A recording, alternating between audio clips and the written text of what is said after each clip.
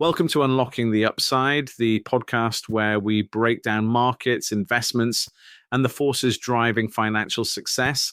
I'm Jeff Robinson, founder of theinvestmentanalyst.com. And I'm James, here to keep Jeff on track and make sure we don't get lost in the financial weeds.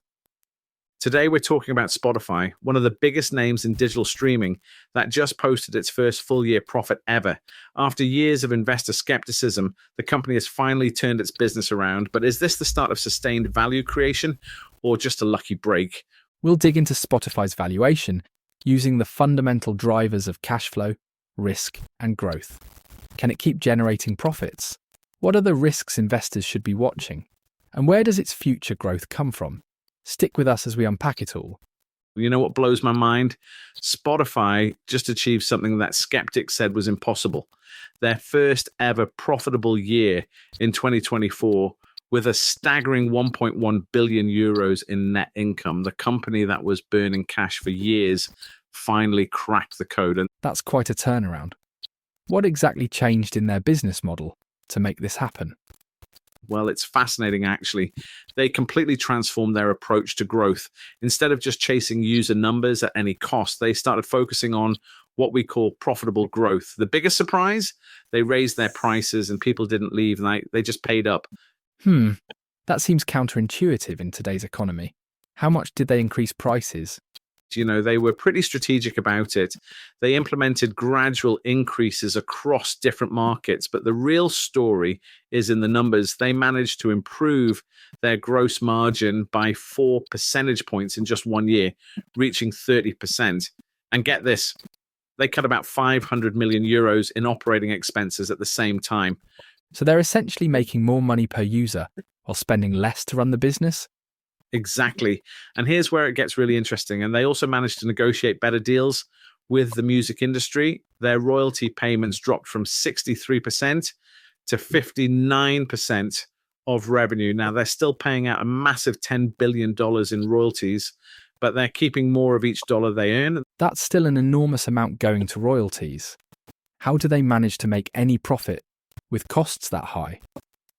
Well, that's the tricky part of their business model.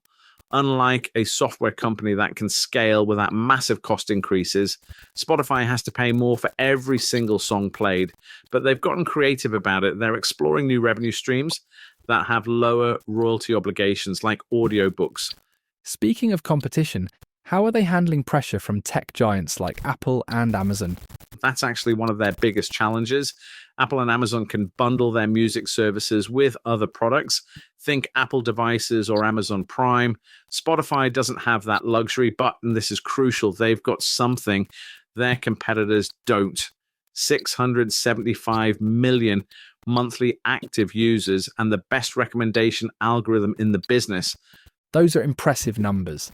How are they planning to monetize all those users? So here's their clever strategy. When they're looking at multiple angles, they've got 425 million free users they can potentially convert to paying customers. They're also developing an ultra premium tier for audiophiles who want higher quality sound, similar to what Tidal offers. But perhaps most importantly, they're investing heavily in AI to make their platform even more personalized. That's quite a transformation from their early days. What about the artist side of things? You know, that's actually one of their biggest challenges right now.